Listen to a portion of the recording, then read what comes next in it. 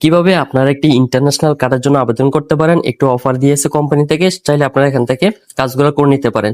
তো union pay international card সেটা আপনারা ব্যবহার করতে পারবেন, সেলফিন বা কলফিনের মাধ্যমে আবেদন করতে পারবেন। তো কিভাবে আবেদন করবে সেটা দেখাচ্ছি। প্রথম আমরা কার্ড অপশনে ক্লিক করব। কার্ড অপশনে ক্লিক করবো, এভাবে একটা অপশন চলে আসবে। আমরা এখানে আবার ডাবল ট্যাপ করব, ঠিক আছে, মানে এখানে আবার ডাবল ক্লিক করব। ডাবল ক্লিক করার পর আমাদের সামনে আরেকটি নতুন ইন্টারফেস চলে আসবে। তো আমি এখানে ক্লিক করে দিলাম। এখানে ক্লিক করার পর দেখতে পাচ্ছেন নতুন একটি ইন্টারফেস আমার সামনে শো হয়েছে। এখানে কিন্তু আমার কার্ড ডিটেলস সবগুলো দেখাচ্ছে। তো এগুলো একটু হাইড করে রাখছি কষ্ট করে, কারণ এগুলা পার্সোনাল ইনফরমেশন। তো আমি এখানে হাইড করে রাখছি, আপনারা বুঝে নেবেন। তারপর নিচে একটু অপশন দেখতে পাচ্ছি অ্যাভেলেবেল অফার, ঠিক আছে।